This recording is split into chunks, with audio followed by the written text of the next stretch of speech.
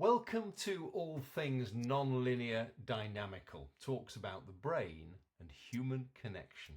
Hello, my name's Andrew Edwards, a radio broadcaster for 30 plus years with the BBC in the UK and a previous guest here on this wonderful podcast.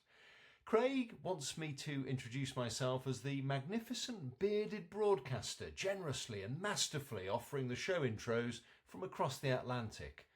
But I'm much too modest to say any of that. This show tackles the big questions, overcoming challenges, mental well-being, the power of music and literature, and even cutting-edge brain training tech. Join Craig de Servidor and his special and amazing guests as they explore the physical and mental landscapes that make us who we are, offering practical tools and broad perspectives to help you navigate your own unique journey. It's going to get weird, it's going to get wonderful, so buckle up, my friends, and get ready to explore the incredible world within. Today, in our extra special episode, we welcome you to the enchanting world of the wonderful Hilary Robinson, a world where imagination knows no bounds. From overcoming fears to conquering the literary world, Hilary's journey is as inspiring as her stories. Listen and join in as Hilary shares her non-linear dynamical stories and adventures with you. And it all started with a little girl, a big fear, and a dancing spider named Sarah. That's right, Hilary's daughter's fear of spiders sparked the creation of Sarah the Spider, a delightful rhyming tale that opened doors to a world of creativity and storytelling. And who would have known that a spider could be the start of such an amazing adventure, which has included, for example, trips to the World War I battlefields. Hilary dove, or as we Brits would say, dived into the world of children's books and far beyond. She's written more than 60 stories, including the beloved Mixed Up Fairy Tales. And guess what else? Hilary is not only an award-winning author, but also a hugely accomplished independent radio producer, doing wonderful work for the BBC, in charge of very popular live programmes and the most wonderful documentaries too. She's a fellow of the Royal Society of Arts and a member of the Society of Authors. Oh, and psst, her next book, coming out soon, is a riveting and powerful true crime story entitled The Murder of P.C. Ostwick of Lumby and Doddoth, 1855 to 1886. I should also declare here that Hilary is a long-time friend and colleague, the most fabulous person you could hope to meet, and through the joys of radio and social media, the reason that Craig and I met. Join us then as Hilary takes you on a magical journey through her life, filled with laughter, inspiration, and a whole lot of storytelling.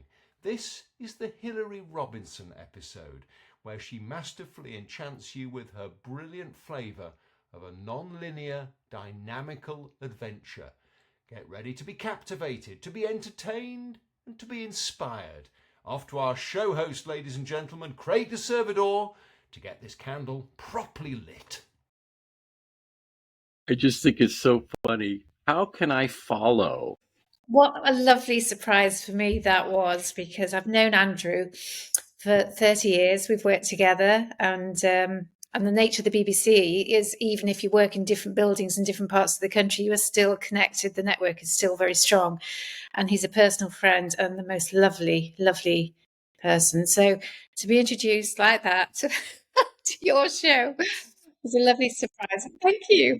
Thank you. Oh, you're so welcome. You know, as soon as you and I decided that we were going to be able to do this, I thought, okay, Andrew, because she's been such a wonderful friend to me, even though it's across the pond. I mean, the first time I met or saw and interacted with him was on the podcast. And here I am with you now. And it's just, I'm tickled pink. Okay. I like to say that, but it's just, it's so wonderful. I like to start off with, how we connected, 11 years ago.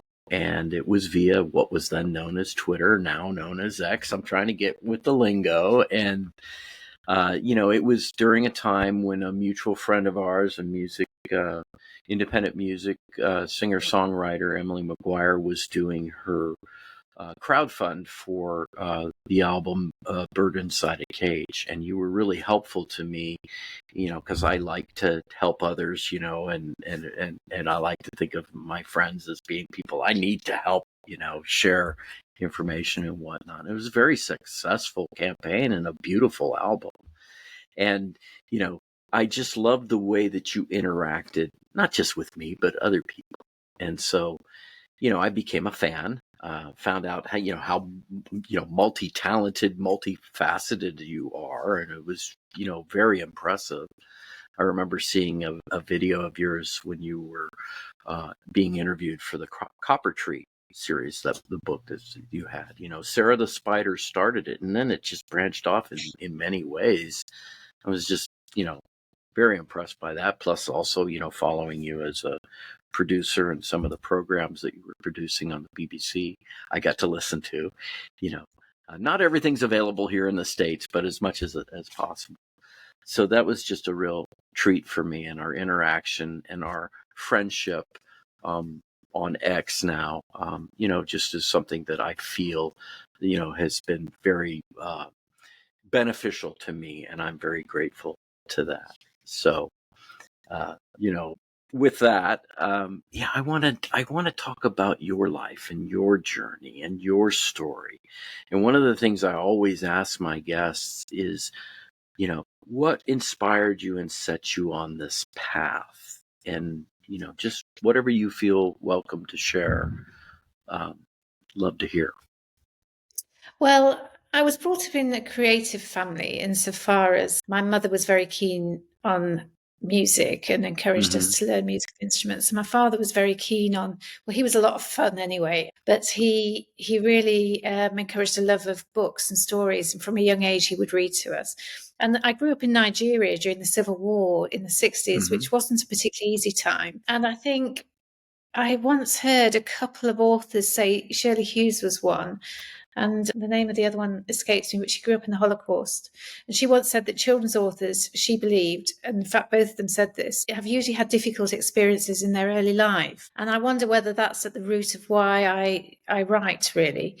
I find it very cathartic and therapeutic and all that sort of thing. So having grown up in the Civil War, which wasn't really easy, and there were times when I think my parents thought they would come back to Britain, but we were needed out there, and they were very dedicated and they wanted to honour their contracts. And at one point it was very, very difficult. And we hid our nanny in our house. She was Igbo, and she was hidden in our house. Igbos, the Christians. But we were helped with that by our Hausa friends who were Muslim. So from an early age, I saw that friendship was the most powerful force in terms of peace from an early age. And that actually friendship and knowing each other, despite whatever differences you have, is very important and harmonious. So from a young age, that experience, I think, probably led me down the route of escapism in terms of reading. But then when I was able to express myself in terms of writing, I found it hugely cathartic and therapeutic. So I think that's where the root started. And then we came back to Britain, and then when I was 10, I remember a teacher saying to me, she said, I think you'll be a writer. And I think when a teacher or somebody of considerable influence in your young life says something, says anything really, you can take it to heart in a good way or a bad way. And in this particular case, I thought, oh, right, okay, maybe I will be a writer. And so it was always at the back of my mind that that's what I wanted to do. And my father wrote as well. He was a very gifted writer, but he focused on textbooks for colleges and universities, and then later for schools. So it was a different department really, but I was familiar with the process. And I think if you know that something is attainable and achievable, and I could see it with my own eyes, that, in those days we didn't have any technology like this, but the galley proofs, they were called, would arrive at our house. And Dad would go through them and check them and then have conversations on the telephone with the editor. And then I was involved in that process a little bit, I suppose, insofar as he'd be showing me things. So I knew it was attainable. Otherwise, I think sometimes, we don't always know how we might go about something. I mean, it's easier now because it's easy to find out. So I always had that in the back of my mind that maybe one day I'd like to write a children's book. And then I went to a secretarial. I didn't know whether to be a teacher or a journalist. And I went to a college for a year just to learn to type properly and do shorthand. And I did a diploma basically. And it was the best thing I did because it taught me to touch type. And my mind works quite rapidly, so I can type at the way that my mind thinks and at the rate that my mind thinks and so on. But then I got a job in radio and television after that. But I preferred radio. And I think radio is a writer's medium. At one point, I was working in television in London, children's television, and I was in quite a junior capacity then. I was quite young, and they let me write some of the 1-minute mysteries and the ghost monsters and legends stories for children. So obviously, I was supervised and everything, but I thought this was great. Yeah. And so that sort of went along for a while. And then I moved back to Yorkshire and worked at Yorkshire Television. I'd got married at this stage, and I was working on children's programmes and education programmes and religious programmes. We were all in one department. And then when I had my daughter, she seemed to develop a really bad fear of spiders. And I couldn't work out where this had come from. I mean, she was only about 2 at the time, and she was always scared to get in the bath in case a spider crept up the plug hole, or playing outside, she was worried where the spiders might be. I actually think it may be genetic, actually, a fear of spiders. And I think it's some sort of preservation thing from our primal roots. Yeah, makes sense. And the only thing I could think was possibly that it was something to do with Little Miss Muffet, the nursery rhyme, or Incy Wincy Spider climbing up the spout to the bathroom, So I thought, well, I'll write a book about a friendly spider. And so I wrote Sarah the Spider. And then I realised, in those days especially, it wasn't easy to get published. And I had about 30 rejections. And then eventually one publisher said, yes, we like this story, we'll publish it. And that was the start of the journey, really, on the literature side of things. So I've always had the books on one level going along and then producing on the other. So it's my sort of side hustle. But I don't actually know which is my side hustle, the radio or the books, because I love them both. Yeah. And I get equal satisfaction from both. And at that time, I was employed at the BBC. I'm freelance now, but I still work for them. But the books were I always used to think, well, I've always got my books. Whatever happens, I've got my books. Yeah. And so that's how it sort of started, really, all That's through my daughter's. And your books have come across the pond because, I got a couple of books, and my colleague, Mary Frances, she's semi-retired now in LCSW and works magnificently with kids. And so, my daughter was interested in them, so we shared them. Mary now has your books as in her semi-retirement, and they have a good place. And I got to be honest with you. Maybe it's an indicator of how bad we are in history here in the States, but I've learned so much from you. I didn't know about the Christmas truce. I loved that story. That was a wonderful story. And I'm like, well, goodness gracious, I'm kind of a slug here, not knowing that, but it just is fantastic. And, your books on World War One, and, the Poppies series, the Copper Tree series, all of them were, are not just books. Well, they're books that me as an adult, I enjoy because I was learning something, and, I like to learn. I like to be a lifelong learner. So, I really appreciate that about you. And, I want to take a just kind of a sidebar here because you're also interested in sports. Yeah. I love sport. We've had a summer of sport here, and I always think exercise is very good for depression. Fortunately, I've never suffered with depression, but I have had friends and family members who have. And one of the key things is exercise, and I've seen the positive effects of that. But then I've also seen where sportsmen and women have become hugely successful and then suffered for their mental health as well, because that's almost at the extreme where they're training and then things go wrong, or they get injured, or they don't win when they were expected to, and then what do they do after they finish, and all the rest of it.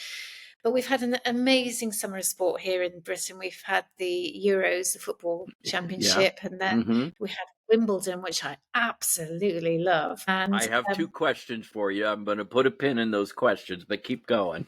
Okay. And then we had the Olympics. And the thing about the Olympics is not only is it exciting, but to see all these young people, sometimes young people get such a bad press, and it upsets me a little bit because I see some amazing people, amazing young people, and to see these young people who have dedicated so much, their commitment, and the same with the footballers as well. A lot of those come from quite, from poverty and difficult backgrounds and everything, and then they've accomplished simply because they've dedicated themselves to a goal or an objective, or they've really worked hard, and it's Yeah. the personalities behind the sport. I think that's what I'm saying, what motivates them, and Yes. how they inspire others as well. And I enjoy sport myself. I run, I've got a personal trainer, I play tennis, and I find Yeah. it hugely relaxing, and I always feel so much better after I've done some sport. So yes, I am. I find it it's great mindfulness as well.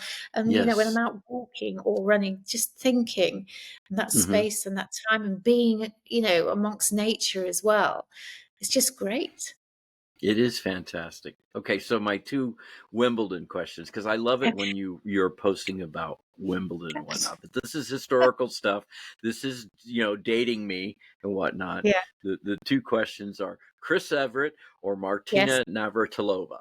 Favorites. Chris Everett, Yeah. because she brought, well, they're both brilliant. They had very Yes. different styles. So a bit like Bjorn Borg and John McEnroe, the That was my personality next question. and Chris Everett, I'm always fascinated by people that keep completely calm under pressure. Yes. Yes. Borg and Chris Everett rarely showed any emotion, and I'm thinking, how can they do that? It's so funny. It's like a synchronicity, because I was going to say the same thing. Just calm in the face of the storm, and the way they were so poised. And I mean, they're all fabulous athletes. I wish I had that talent and that tenacity and that competitive drive. But just watching both Chris Everett, and I can't remember the name of the broadcaster here in the States for the NBC. You used to call her Christina Marie, and I think it was, he, as an old man, I think he was, there was an attraction there, and, just an admiration as well. And the Bjorn Borg, what a master at, you Amazing. saw his emotion when he would win, get down on his knees. I remember that image of him, was raising. Yeah. Yeah. And Federer was quite interesting, because I loved Federer as well, and he Mhm. said that he was hugely influenced by Bjorn Borg, and I found that really interesting, because they were completely different generations, and the equipment is different, the style of play is different, and the whole Mhm. game is different insofar as the commercialization of it is really ramped up. And to hear Federer mention that about Bjorn Borg, yeah, it fascinated me. Still does, actually. I often think back to those Yes. days and think how Yeah. extraordinary they were. Yeah, it was great. And It's still is. amazing if I see video of them. Yeah, exactly. I see video, and I go, I'm a big believer in, okay, our lives move on, of course, but that history is there and it's alive. And, I mean, I get just as excited watching video of them play, Chris Everett or Bjorn Borg. And then, and again, they're all masters, just absolutely amazing. So it's fun that you dove right into my second question. We're on the same wavelength, and Craig. Yeah, I know. It was just it's fascinating. And like I say, especially with the Premiership League footballers as well, a lot of them have come up through very difficult circumstances, and then you see them with this extraordinary ability and applying themselves and coping with difficulties still. Yeah. And it's that side of things as well as the sport. It's just watching how these people tick. I know, it's amazing. So I know you're a scriptwriter. Tell me a little bit about that.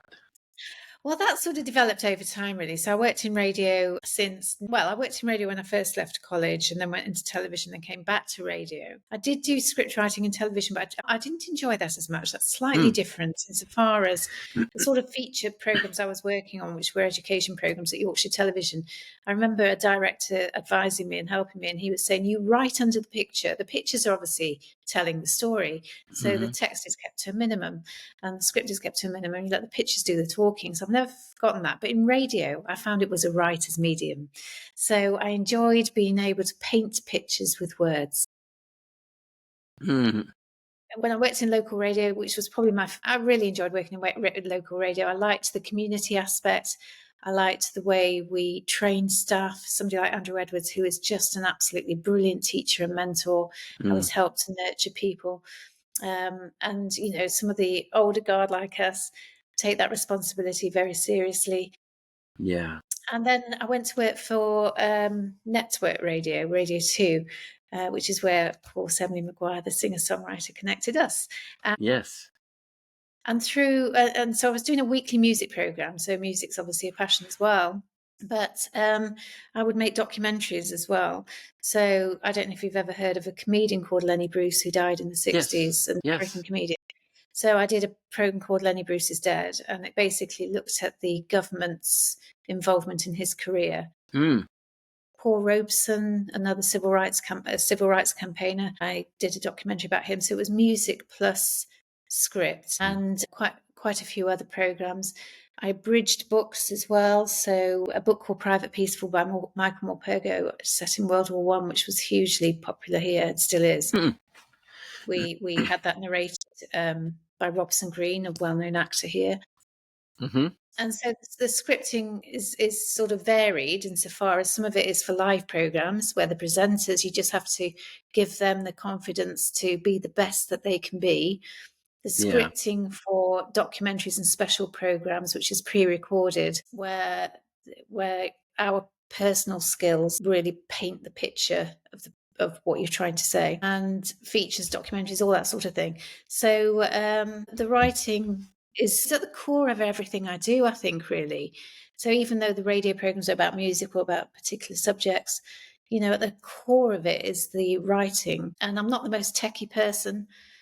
I've been blessed with some great sound engineers and some great editors that have helped me. I mean, I can do some basic editing, but not the sort of fancy stuff that they do. And, somebody also once said, know your limitations and horses for courses. I don't know if that's an expression you've got in America, but basically that means make use of or employ those that are skilled at a particular thing that you're less skilled at. And I think that that's genius. So, I've got some very good sound engineers that I work with and I've met through the work. A lot of them are independent and freelance now as well. And I know that what my strengths and what my weaknesses are. So I don't exploit my weaknesses in the same way as I wouldn't exploit a presenter's weaknesses. Every presenter that I produce has got different strengths. And my job is to make sure that their strengths are highlighted, not put them in a position where they, especially on live radio, where their weaknesses are exposed. We've all got weaknesses. That's not a criticism. No. So the scripting is a key part of that. To listen to the rhythms of their language and their speech, to know what they're comfortable on, the subjects that they enjoy, that they're interested in. And somebody once also said, if you find something you're good at, you feel bad, you feel less bad about the things you're not so good at. Same with presenters. I would make sure that they sounded the best they could be on air because I wanted them to highlight their strengths. One particular presenter I've worked with for several years had a brilliant mind, and he would riff on an idea, and 9 times out of 10 it would go somewhere absolutely brilliant. But you had to give him that space on live radio to do that. He was mindful in a journalistic sense of keeping himself in check and stuff, so I'd never needed to worry about that too much. But his mind was unbelievably gifted in that sense. And then another presenter, Ali Jones, he had amazing interpersonal skills, which came through the radio. People connected with him. He had huge empathy. And he would read a letter or an email from a contributor, from a listener, or whatever, and he would feel their pain if it was a serious issue. And that came across on air as well, So I'm dealing with presenters that are great at humour, presenters that have got tremendous empathy like that. Somebody like Andrew, who's everything, actually. He can do anything and everything, actually. He's actually a dream to produce. You can just sit there and listen to him. And he works incredibly. Well, I did. I didn't produce, but I loved listening to him. He engages people. it's marvelous. Yeah, and yes, he does, and he doesn't really need scripting. I could probably give him ideas, and he would work off his own scripts. A lot of the presenters did in the end, but I'd give them bullet points. So that's part of scripting in a way, so that I was sort of working on their strengths, knowing what they are interested in, bringing out the best in them, either scripting them or using bullet points for them to create their own scripts in their minds as they talked. So that's where all the scripting for radio and television, but I didn't enjoy the television scripting as much because it wasn't as creative. But I can do it. It feels different to do. Yeah. So the radio Well, scripting, and it's like you said. I'm sorry, I didn't mean to interrupt you. But no, I was as you just going to say, I'm said, just doing a couple of programs at the moment, which is one for Christmas, and the presenter for that, she's very lively and she's got great communication skills and she's very fun. So the script for that is different from the one that I'm doing about Bob Marley next year, which looks at religion in his music.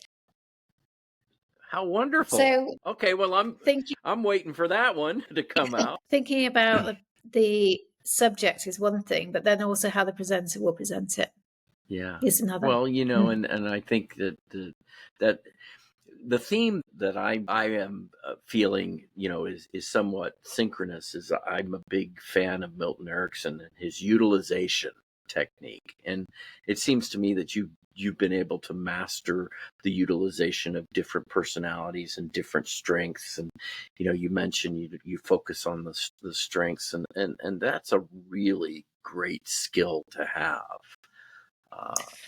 Well, I think that's a life, you develop that through life. The more people you meet, the more understanding you have of different personality types. It's basic psychology, really, I suppose. And I just want people to I want people to feel good about themselves, basically. And if I can be a small step in that journey, then, I feel like it's been worthwhile, really.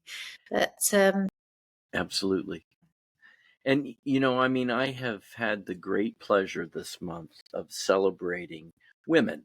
It's not the International Month of Women, but I've had this great pleasure of interviewing helpers. And I see you as a helper, and a facilitator and a helper and nurturer. I'd like to think so. Certainly, Andrew, who we mentioned before, is very much like that. And you are as well.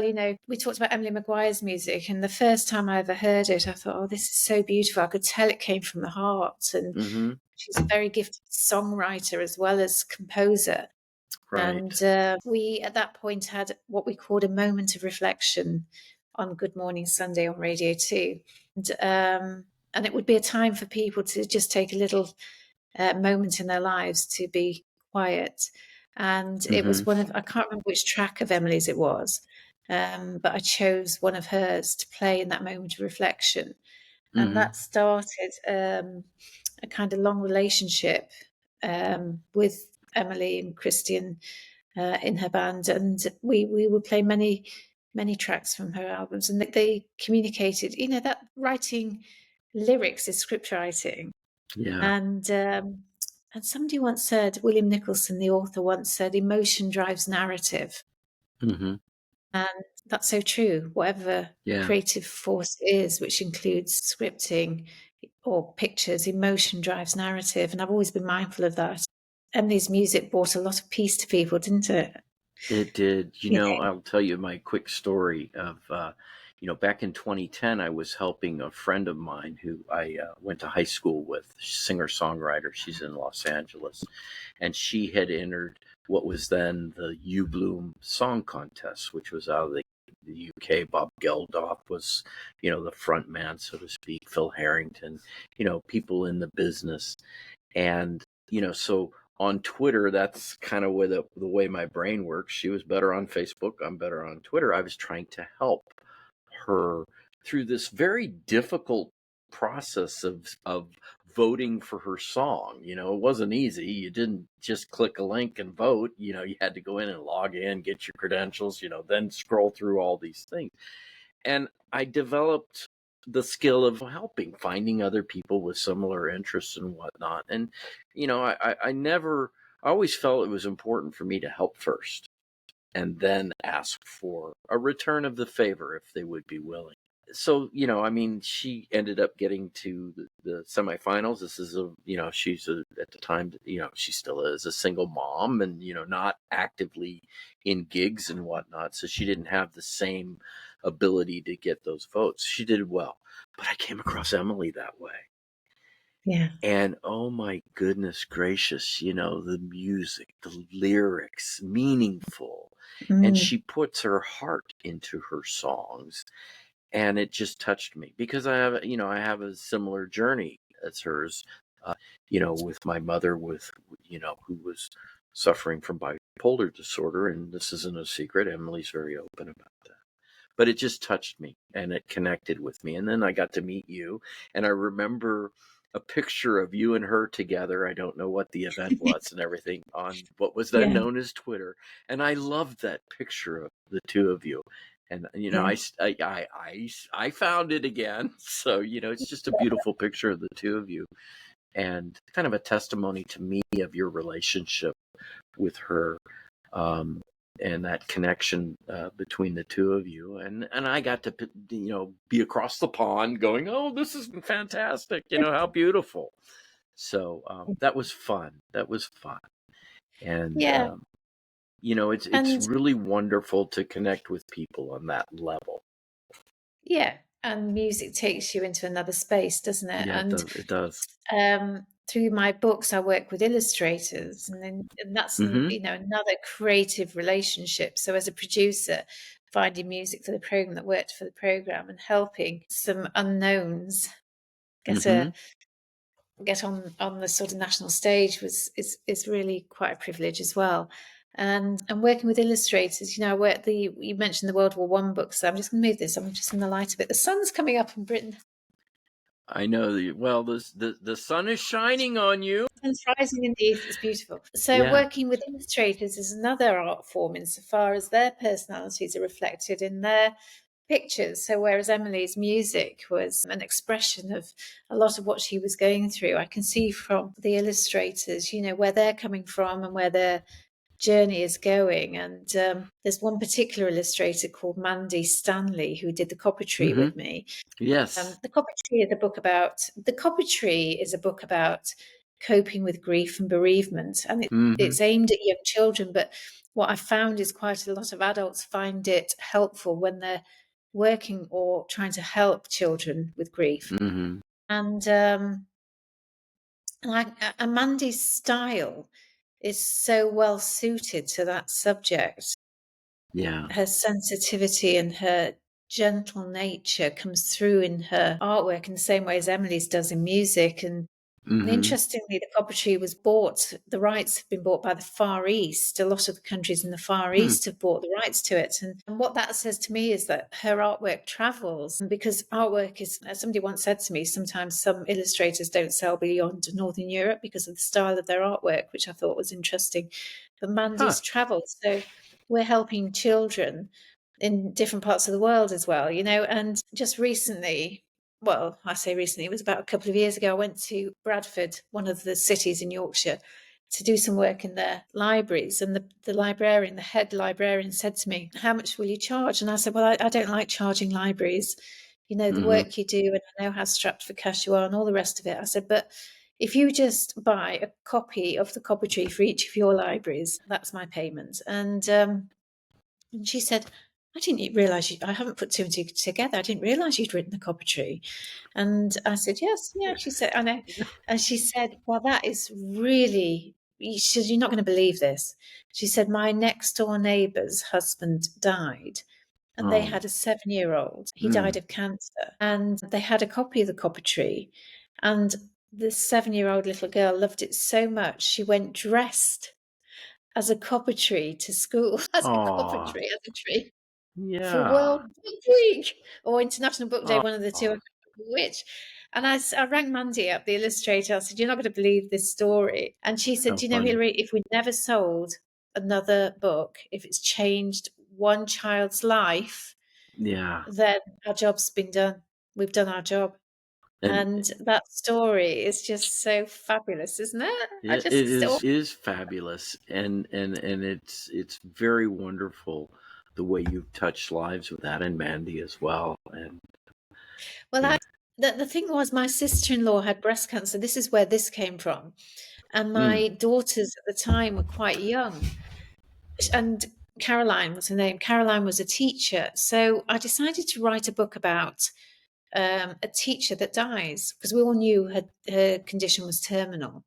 And mm. she lived with breast cancer for 7 years, actually. Oh She was my. only 39 when she died. Mm, And so we knew at some point her life was going to end. And I knew that I had to help my children, her nieces, through that. So I yeah. wrote the commentary and just put it in the filing cabinet. I had no illustrations done at that point. And it was basically, it focuses on legacy. Hmm. So my mother, for example, her father, my maternal grandfather, died when she was only 19. She was very young. He died of Mm, lung cancer. And it was never talked about. She went to university and her mother would write to her each week. And the last line would say how her father was. And she only knew that he died when there was no reference to him. Because I mm. think my grandmother thought that my mother wouldn't be able to handle it and that was the most tactful way of dealing with it. Well, it's actually probably caused her a lot more problems than anticipated. I know it Yeah. was done with a good, it was done with good intentions. But the thinking Sure. now is that we celebrate the life and we look at the legacy that that person has left. Right. So I was keen that this book shouldn't be about animals dealing with death, or it should be set in the real world. Hmm. So in the book, in the copy, the teacher talks. The children have to remember the teacher dies. They know that she's dying, and then she dies. Hmm. And they're all encouraged to write down one thing on a little yellow post-it note Yeah. of what they remember about her. And sometimes it was, she taught me how to say sorry. Oh. So another one was she taught me to grow tomatoes. So every time I Mm. plant a tomato seed, I will think of her. Or Pip will think of her. And another one was we used to celebrate the first swallows of the summer, the birds when they arrived. And every time I see a swallow now, I'll think of her. It was that sort of thing. And then those notes were transferred onto copper leaves, which then hang Uh-huh. on a copper tree in the community hall. And it's just a reminder of the legacy of that Yeah. person. And the root of the idea came from a hospice, actually, where I'd been doing some radio work. Okay. And they had, I forget what they call it now, they had a tree of remembrance, and it was a metal tree. And you could write the name of somebody who had died or was dying on a copper leaf and hang it on the tree. So I Yeah. just took that one stage further. It wasn't so much the name, but the legacy, the memory. My father was the most brilliant diplomat, Hmm. and he was so helpful to people. And he had a way of helping you deal with a difficult situation. He could really just snap you out of something. Wow. And I like to think of I can see him in one of my daughters, well, both of Yeah. them actually, one in particular. And I think to myself, well, I can see different strengths of his in both of them. And I can see how he is living out in them. They both knew Yes. him before he died, or how I'm trying Yes. to live him, encourage them to live and think like he did. You're passing on the So legacy people from live him. on. Yeah. That's it. So the copper tree, what I didn't realize at the time, there is a psychological term for this called continuing bonds theory. Yeah. And it's basically about celebrating the legacy of somebody who has had such a positive influence on your life. It might just be one thing, but keeping that close means that they're still living on in you. Yeah. So, everlasting life in the You know, form of legacy. it's an absolute beautiful story, and a way that you're representing it. It reminds me, I've gone through my own fair share of grief and my learning experience, and guided imagery. Belle Ruth Napperstack is, my favorite. She has a very wonderful, beautiful guided imagery called Ease Grief, and briefly, the line that sticks with me and has been very beneficial to me is that those we have loved and lost are always with us. They reside within our hearts, and it's we who come and go. They're always there. And I'm paraphrasing, of course, but it's just such a beautiful story, the Copper Tree, and what Well, you've been yeah. able to do with it. Yeah, and what you say is they're always there in our hearts and our soul. That is exactly what is at the core of that story. And Hmm. then writing it in such a way to make it accessible for children. I mean, I didn't just do it, I just had to I consulted experts in the Mm-hmm. field. So they would be bereavement consultants, psychologists, teachers, parents, families, schools, just got as much advice as I could to All the make sure books that that you write, I know that you do that kind of research on. It's very apparent. Yes. Well, Where the Poppies Now Grow was an interesting one, because I'm just moving you again because the sun has been very. Let me go like this. I know, it's really with my part of Snoopy our cup program. and Charlie Brown. Yeah, so what happened was 2014 to 2018 were the centenary years of the First World War, lasted 4 years. Mm-hmm. And it was major. There was so much going on here, right across the board. But the one group that was being left out of all of this were children, what we call Key Stage 1, which is children 3 to 7. Uh-huh. So the juniors, 7 to 11, there were events for them to be involved in. There were things going on that they could join in and so on. But for the younger ones, there was nothing. And the perceived wisdom was that it was too difficult a subject for them. Yeah. And I thought, no, it's not. You think that, but it's how it's done. It's how you do it. So the choice of words, the rhythm of the language, the substance of the story, focus on friendship, and know that friendship will always be the most powerful force, which is what we've got in the Christmas truce there, especially. Yes. So that was the starting point. And Martin Impey, another illustrator who illustrated that I worked with, and I were in London, actually. We were talking to television about a scarecrow idea we had. And we were standing in King's Cross Station, and he was going off to Stevenage and I was coming back to Yorkshire. And there was a memorial there to First World War soldiers and Second World War. And I told him this story from my family. So there's this very sad story. So I lost 2 great uncles, one on either side of my family. One was never talked about, the one on my mother's side, but the one on my father's side was. And he was called George, and he was called George Norman Johnson, Basil George Norman Johnson, that's right. And he would come back on short leave occasionally, and he would walk into the house. He had younger siblings. His elder sister was my grandmother. She was just married at this point. He would walk into the house, he'd put his gas mask on to tease the children. And his mother, on the last occasion that he did that, because he died at the Battle of the Somme, the last occasion that he did that, his mother, my great-grandmother Jane, was standing at the top of the stairs. Anyway, he then went back to war. They got the message that he was missing, presumed dead. And my grandmother never recovered from that. She died in 1928. And every morning after she got that note, that telegram as it was, she would stand at the top of the stairs, envisage that scene, and it was heartbreaking. And she would say, "It's all right, Norman, I'll be with you soon." And I thought to myself, gosh, that's so shocking. And in fact, I was told that at a wedding by my great aunt. And I never took the story any further, probably because it was a wedding, but also I was only 21. And somebody once said, up until the age of 50, you're looking forward. After the age of 50, you look back. And now I think to myself, why didn't I ask him more about that story? Yeah. So Where the Poppies Now Grow is dedicated to Norman. They called him Norman. And my grandmother was pregnant with her first child, and he was born 3 months later in the September after Norman died, and she called him Norman. And my uncle Norman, my dad's elder brother, my dad was one of 5, 4 boys and a daughter, the eldest one. He has been the most amazing uncle. It's almost like, and he's sacrificed a lot. He sacrificed his own career. He had a scholarship at school, but he had to leave to help to support the family.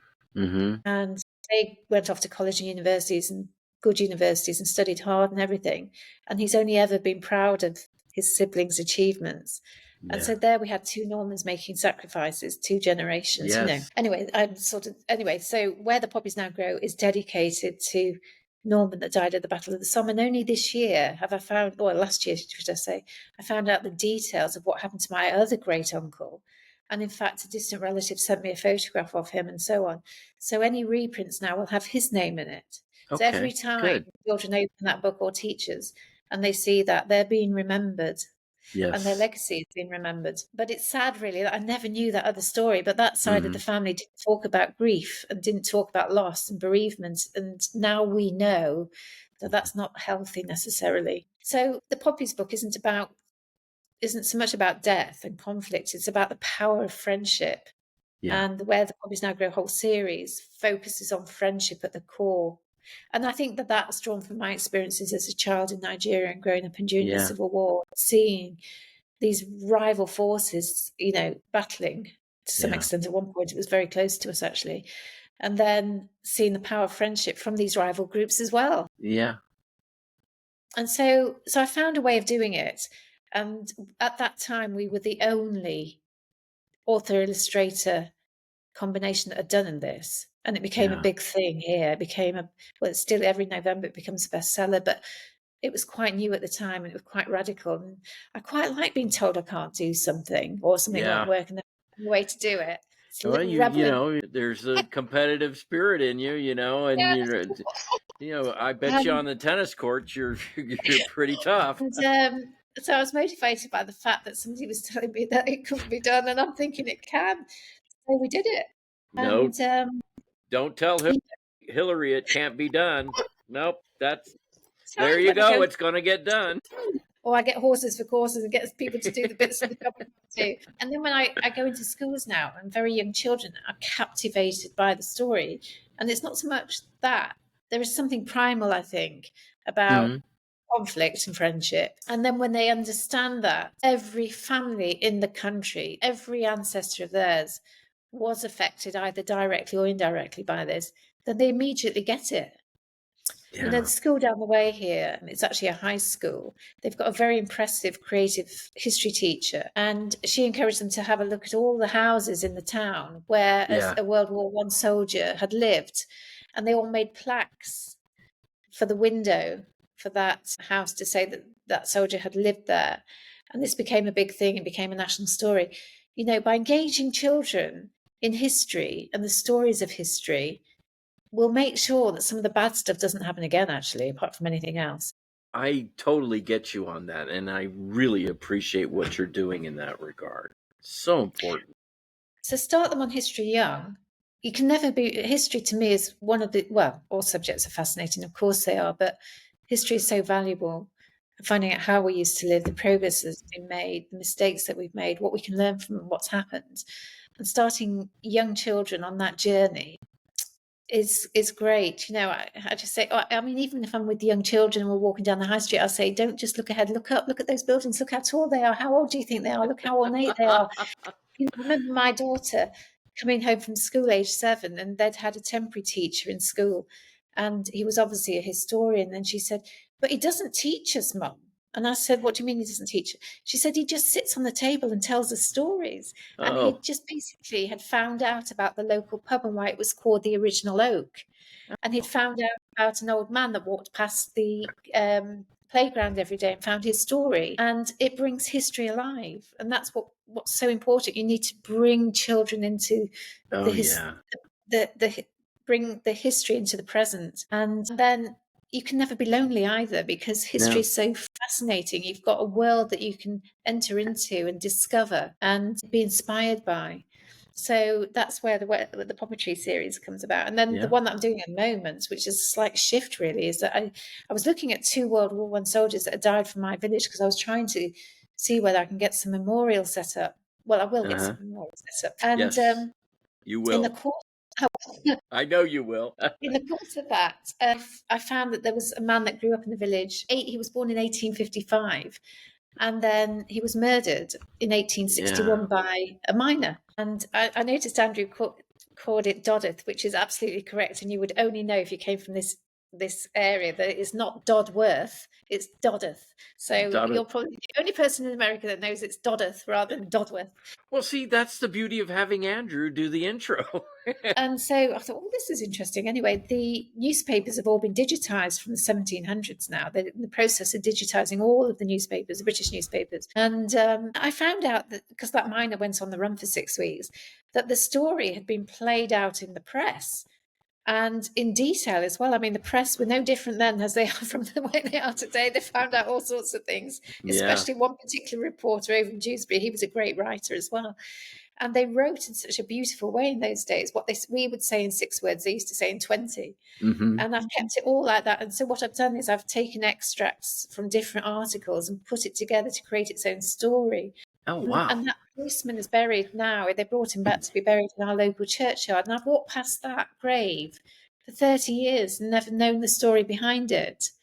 And he grew up in my village. And now when I go around the village for a walk or whatever, I think, well, that wall would have been there in 1860 or whatever. And that house would have been there and he would have seen that. And it's just bringing to life these stories from the past and how society dealt with criminals in those times as well was interesting, and it was more compassionate than I'd expected as well. So that's what I'm doing at the moment, and then it's sort of leading me down this new path, which is to find stories from the past that are played out in the press and building the stories up from the times.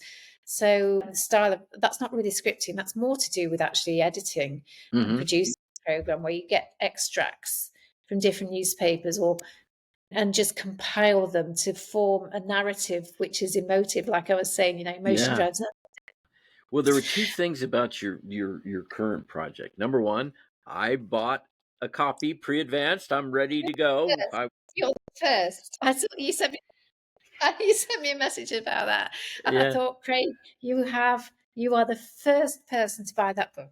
Thank you. Across the pond, I'm shining like a star. You got the sun shining on you, and here I.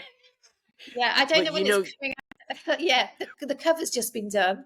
Mandy, the illustrator that I'd worked with on the cover tree, she's done the cover for me. She's an absolute genius with branding. And so I'll be putting that out on Twitter or X soon. So I'll tag you in it. Please do, please do.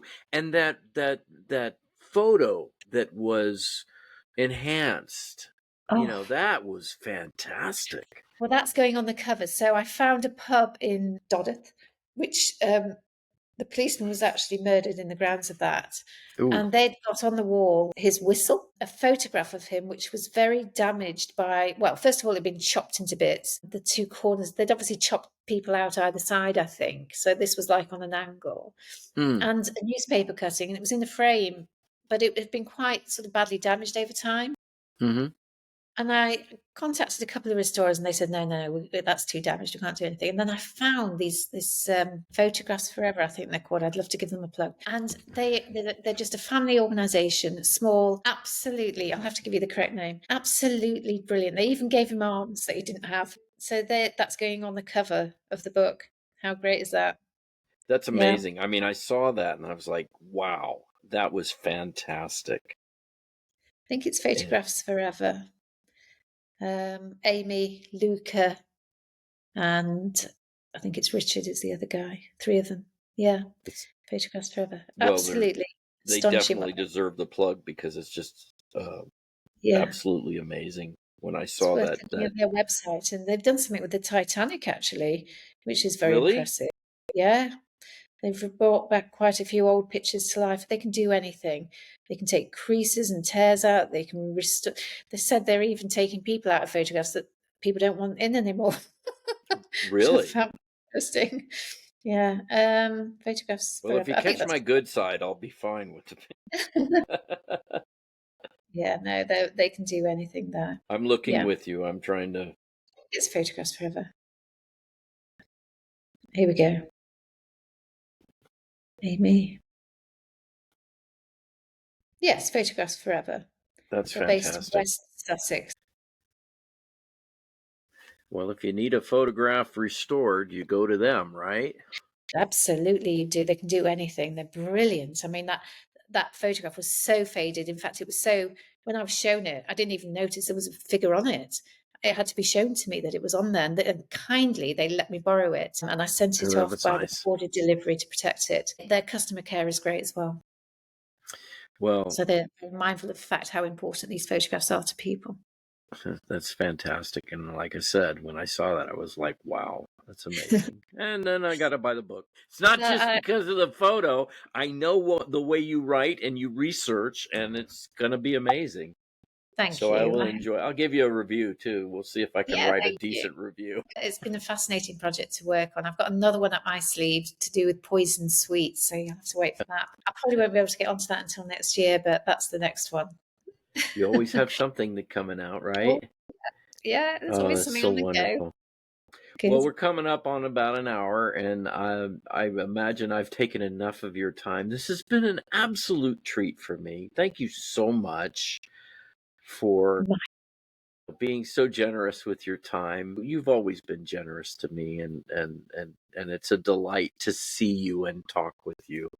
Well, thank you for all the support you give the creatives in your world, because it can be tough sometimes, and to see such positive feedback, Craig, is really helpful. And thank you so much. Hey, it is absolutely a treat and my pleasure. So with that, I want you to have a lovely, what time is it there? Are you moving into It's evening? 8 a.m. It's 8 a.m. I've got some I've got practical jobs today. So there's not much writing Okay. I've got to do. So, but it was nice to get up and do this. What a great way Uh, to start the day here. What time I'm is it so there? glad. It's midnight. I'm a night owl, hooting and hollering. We'll have to have some good theme music. Midnight at the Oasis or something like. Yeah, well, it's been great. I've really enjoyed it. Thank you. Lovely way to start the day here. I'm so glad. And just as a reminder, I will stop recording and we'll stay here until you're if you don't mind, and we'll get your audio and video uploaded, and then I'll get to crafting tomorrow to put this all together and publish it and put it out on Spotify and YouTube and LinkedIn and get people to watch it because it's great stuff. Okay. Thank you. Thank you so much again, Hilary. My Have a pleasure. wonderful day. All right. And you.